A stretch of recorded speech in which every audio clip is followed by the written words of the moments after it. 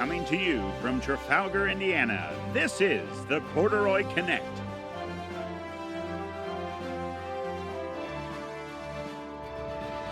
With your hosts, Courtney Oddie and Tyler Kilmer. Hello, Indiana FFA. I'm Courtney Oddie. Welcome, members and guests, to this month's edition of the Corduroy Connect. And I'm Tyler Kilmer. Thank you for joining us for the Corduroy Connect, where we are sharing the stories that are shaping our future. In this month's episode, we will be highlighting a chapter who's finding creative ways to use their shop and upcoming events from around the state. And we will also have important information regarding our most recent conference, LDW, coming to you from our reporter in the field, Madison Carnes. We will be right back after this short commercial break. If you or a loved one has been diagnosed with plant addiction, you may be entitled to financial compensation. Plant addiction is a rare affliction linked to hoarding and a green thumb. Exposure to horticulturalists, landscapers, Courtney Oddie, Jeremiah Geis, or the State Officer House may put you at risk. Call 1-800-99-PLANTS today for a free consultation and rehabilitation information packet. Plant addiction patients, call now. 1-800-99-PLANTS. Just around the corner is the State Soils Evaluation CDE. This contest is on Saturday, October the 16th. This event is open to 4-H and FFA members and is designed to teach youth skills necessary in soil science and land use. Youth will evaluate a soil's properties and make land use recommendations for production agriculture and home site development. Congratulations and good luck to everyone who qualified for this state event. This October, Indiana FFA members will join over 60,000 attendees from across the country at the National FFA Convention in Indianapolis, Indiana. Members experiencing this convention will fill educational sessions, attend workshops, and make lifelong friends. Come join the Indiana FFA state officers for a fun and educational week. Our current conference is the Seeking Opportunities and Achieving Results, or SOAR conference. This conference is a 3-day event taking place on the first 3 weekends of October. A big congratulations to FFA members who were chosen to be counselors on these weekends and to the individuals who were awarded with conference scholarships. This is a conference for students who are beginning their FFA careers, middle schoolers, freshmen, and sophomores. SOAR curriculum is on a 3-year rotation, and this year's curriculum focuses on the ag industry, with sessions on opportunities in the agricultural industry, personal vision, beliefs and values.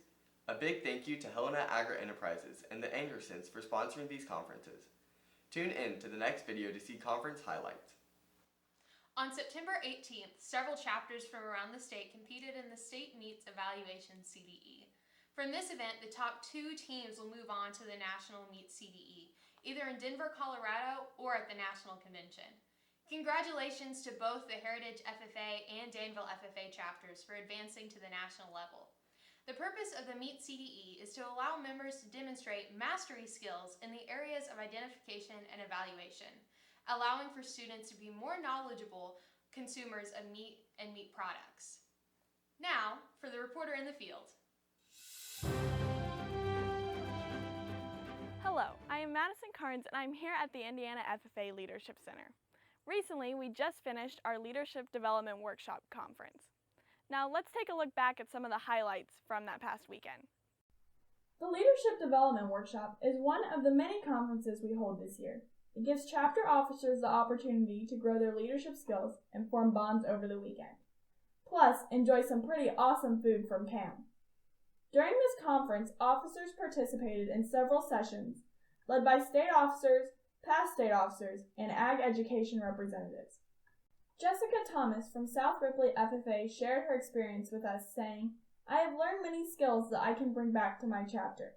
I learned what our personal officer roles entail, how to represent our chapter brand properly, about the different types of community service and how to use them in our local communities, and how to advocate for in our chapters. I will bring them back to my chapter by ensuring the techniques, ways, and lessons learned will be implemented within my chapter and our officer team." Wow, what a great weekend. Now let's take it back to Tyler and Courtney in the studio.